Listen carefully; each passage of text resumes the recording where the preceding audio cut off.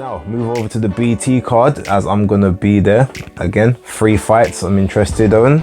The first fight of the night, or at least I think it'll be the first fight of the main broadcast, is the Omen Raven Chapman versus Jorgelina Juanini. Now, Jorgelina has definitely come a lot better than advertised to most of the women within the UK. I remember her first fight over here was against the girl that Shannon Courtney faced, that beat Rachel Ball. So the first fight was against Rachel Ball, and she came up about 3 different weight classes for that fight. I think it's 3 or 4 weight classes from where she was normally campaigning, so everyone thought it was going to be an easy night's work. She gave Rachel Ball all kinds of fits in that fight. The movement, she moves extremely well. She ambushes the pocket. She'll throw several quick shots, jump in and out. She's very, she's very mobile and very elusive talent. So not to be taken lightly. Obviously, she's lost fights as well. She's lost pretty much every fight except the one against Dave Allen's girl. I'll put the name in the tape. I can't remember it off the top of my head right now, but yeah, that was the one over here that she's won. So I think currently she is 1-2. I think she's 1-2, or is it 1-3? I'm not sure if it was a 4th fight she's had over here, but highly skilled. Raven, on the other hand, is a totally different beast to those other girls. First and foremost, Raven's style is pretty much seek and destroy. So she will arch forward. She's a pressure fighter at heart with boxer puncher attributes. So she will get inside Guanini's space, inside her wheelhouse. She will make her throw when she doesn't want to throw, and when she does let go of her hands, Raven will definitely exchange with her, and probably will be, if not quicker to the punch, she will definitely be quicker to the dead zones, as I call them, like the spots that will shut her opponent down or make her wary from throwing again. And with Raven cutting off the ring as well as she does, with using her educated foot pressure, moving forward towards the opponent, I've said it on Twitter, so I'm going to say it on here as well. I predict that Raven is going to be the first British girl out of all of them that actually stops Jorgelina Juanini. I do believe there will be a stoppage in this fight in and around sort of round 7, round 8. That body work is gonna be immense, and I've fist bumped with Raven with those wraps on, and her hands are like granite. So I can just imagine taking a full-blooded shot. So I don't really want, I think Guanini is in trouble, and as I said, I totally believe that she is getting stopped for the first time on these shores anyway by Raven Chapman. So I will be in attendance to watch that fight, and I hope it's a good one while it lasts. All right, moving up the card real quick, there was Echo Esserman against Samuel Antwi. That is for the British, Commonwealth and the IBF European, not to be confused with the EBU title. So those belts on the line are all pretty good, pretty solid. I think that fight itself might be a little bit stale in terms of how the two guys mesh with each other, because Echo Esserman is very much he's a bit of a cerebral type fighter to me. Like he definitely sort of works behind the jab, pure boxer, sort of looks for angles, doesn't throw unnecessarily, and is very sort of clean and tidy in his work. Antwi is a little bit the same, but he will sort of take a few more chances, but he's a guy that if you kind of get on top of him in the fight or you nullify what he's doing, he sort of doesn't have a second plan, and that's kind of how I've seen him moving forward. So ultimately, with regards to that fight, I think it's going to be very, very close, but I can see a possible split decision or just a general decision in the wake of Echo Esserman to take those to sort of keep all of the belts on his side. So that's what I'm going to predict, and I'll predict a decision victory for Echo Esserman against Antwi. But I'm expecting that to be fairly intriguing also. Right, moving to the co-main event. Amanda Serrano versus Sarah Mahfoud. Now, Sarah is a tidy fighter. Doesn't do anything special, but does all the basics pretty well. Well schooled, and is, you know, sort of the current IBF featherweight champion. And realistically, like, she hasn't necessarily faced the greatest of opposition at 126. There's been a lot harder tests that she could have had, but as I say, you can only beat who's put in front of you. She's beat them, and she's gone the distance more times than not. Obviously, we know that Amanda Serrano's record is, I think it's 42-2-1 or something along those lines, with sort of 30 KOs. The last person that she took out, I believe, was Daniela Bermudez. Was it Daniela? No, it wasn't Daniela. She faced. Well, it was one of the Bermudez sisters. It might have been Daniela. I'll fact check it. But that was a body shot. Although subsequently, straight after that fight happened, yeah, it was Daniela Bermudez. Straight after that fight happened, I think within a month she announced that she was pregnant. So I don't know if she was actually pregnant during the ring. Whole nother story. Since going up to sort of that featherweight though, she hasn't really necessarily had the stoppages, but she has had sort of, she's bloodied up a lot of faces. She's swollen up a lot of faces. People are not coming out of the ring the same way they went in. So Amanda's definitely got pop. And I think after that Katie Taylor fight, I think that's gonna have instilled even more confidence and vim in her than possibly she had before, because Katie Taylor is definitely the best woman pound for pound in the world right now, and Amanda pushed her to the limits, albeit only for like 3 rounds, but Katie Taylor had to survive hell in that fight, and Amanda obviously showed that, you know, she is real. She can mix it with elite girls as well as, you know, sort of lackluster opposition that she may have been fighting before. But this fight is ultimately her being a boxer puncher, Sarah Mahfoud being more of a pure boxer, but Sarah's not going to be able to withstand the firepower. She's not going to be able to hit a move and slip a move Amanda's going to move with her.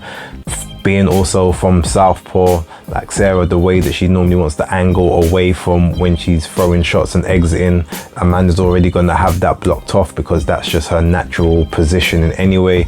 I don't really see any way for Sarah to escape in this fight ultimately. So quite comfortably, I am predicting a KO victory from Amanda Serrano in the mid rounds. I'm thinking sort of between 5 and 7. That's sort of where I see it. It could happen earlier if she lands something clean. Don't get me wrong, Sarah's not a bad fighter at all, but she is not on the level of Serrano, and I've got no problem saying that at all. So yes, I do predict that Amanda Serrano wins that fight by knockout, unifies 3 of the belts, and then she's only got 1 more left, which is Erica Cruz Hernandez, who happens to be on the zone. So if she wants to go back over to the zone to complete the collection, we'll see what happens with that. But yeah, that's my prediction for the co-main. Finally, main event, Joyce versus JoyceParker. Now, a lot of people disrespect Joyce's speed of foot, I will say. A lot of people say, oh, he's extremely slow. No, Joyce has some of the fastest feet in the heavyweight division, of the big guys, not the guys that came up from cruiserweight or whatnot, but in terms of foot positioning and speed of movement and getting around the ring, there is very few people that have been able to stay away from him or angle and move around him. The only person that has really done it to any great note was Brian Jennings, and even he sometimes got caught and trapped off in the pockets because Joe is just, and he's as big as he is, he's just everywhere. He's able to get to wherever you are quite quickly.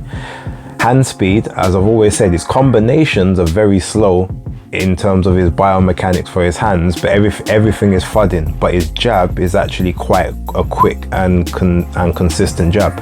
So the jab lands because it is actually quicker than people think it is, looking from the outside. He has a pretty like unorthodox stance in the way that he approaches. He doesn't have a textbook guard. It's almost like a high-low. He sort of comes in, you know, almost swaying the body, like making you think, okay, where is he going? And then before you even get a chance to think, that jab's coming out, and it looks lazy, but it's a very thudding jab. And then all of a sudden, after that jab, a big swinging right comes through, and then another jab after the right. And it's just a lot to process at any one time for most people, obviously. And then he mixes up, he goes down to the body quite well as well. And he likes to also get on the inside, to grab someone, push them back to the ropes just to wear them out. Whereas also in Joe Parker's in his defense, in this particular, like, obviously changing trainers has been a good thing for him. We clearly see that he's looking better under Andy Lee than he was under what's the guy, Kevin Barry, that he was training with for so long. But he said that he fell out of love with the game for a while. We were just going through the motions. He seems to like it again now. One thing Joseph has is some of the quickest hands in the heavyweight division. He's got very fast combinations. Probably the only person who throws faster combinations than him is Andy Ruiz. He's got very good movement. He's quite light on his feet for a bigger guy. He can move, can circle, and also, just like Joyce, has got a very, very good chin. Joyce is probably, arguably, you might say he's got the better chin of the two. However, Parker has been in there with the bigger punchers and the better opponents, and his chin has always held up. He's been on the ground twice in his career. I'm not counting the Dillian White headbutt in the second round of their fight, because that should have never been scored a knockdown. But he got hit with the Dillian White left hook, took his feet away, but he got straight back up. It was like there was no issues, no problems. Like the Derek Chisora, you know, sort of the hit behind the back of the ear, the equilibrium behind the back of the head that sort of just buckled the legs. Like, he didn't look in trouble of going down at any other point in their first fight. So I think this fight pretty much comes down to whose fight gets fought throughout the majority of it. If Joyce is able to stay in range and keep pressure onto Joseph Parker, and just keep popping that jab out, just keep grabbing him, keep turning him, keep working to the body,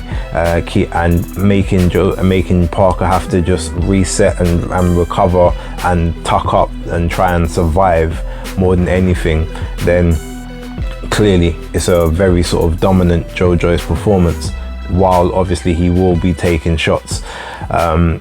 But he does seem to tighten up the defense a little bit when he's fighting someone that he knows can punch, i.e., you know, Daniel Dubois. He knew he was a puncher, so he tightened it up. Maybe that's the only person he's ever respected. He didn't necessarily respect Brian Jennings in terms of punching power, but he respected him in terms of his abilities, and, you know, he tightened up on sort of not taking too many clean shots in that one, even though I still think he lost that fight personally, but that's my side note. Now, yeah, Parker is gonna have to box and move initially.